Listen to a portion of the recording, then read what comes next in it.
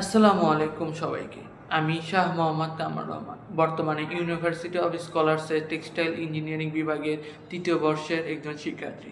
আজ আমি আমার জীবনের একটি অভিজ্ঞতার ঘটনা আপনাদের সাথে শেয়ার করতে চাই। সময়টা ছিল 2024 সালের ডিসেম্বর মাস। আমি মাত্র দ্বিতীয় সেমিস্টার শুরু করেছি। হঠাৎ একদিন টেক্সটাইল ট্যালেন্ট হান্ট সম্পর্কে জানতে পারি।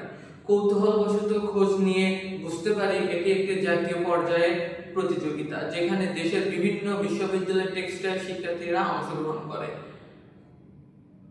এবং আমি এই কম্পিটিশনটিতে অংশগ্রহণ করার জন্য আগ্রহ প্রকাশ করি।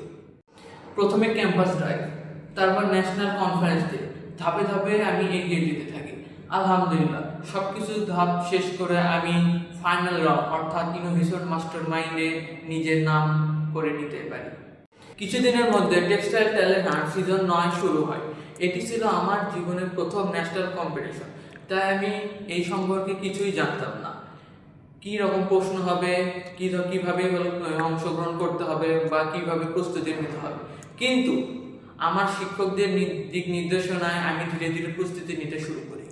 এই পর্যায়ে আমি বিভিন্ন সেশন সেমিনারে অংশগ্রহণ করি। এর চাইতে আমার সবচাইতে বড় অভিজ্ঞতা ছিল আমি ডেনিম ফ্যাব্রিক নিয়ে ফ্যাক্টরিতে আমার একটা প্রজেক্ট করার সৌভাগ্য অর্জন হয়। সেখানে আমি বুঝতে পারি বইয়ের জ্ঞান এবং বাস্তব জীবনের কাজের মধ্যে কতটা পার্থক্য রয়েছে এবং কিভাবে বাস্তবে একটি ফ্যাক্টরিতে কাজ করতে হয়।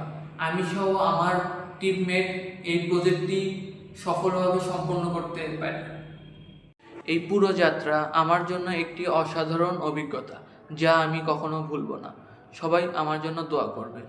ভিডিওটি সম্পূর্ণ মনোযোগ দিয়ে দেখার জন্য সবাইকে ধন্যবাদ।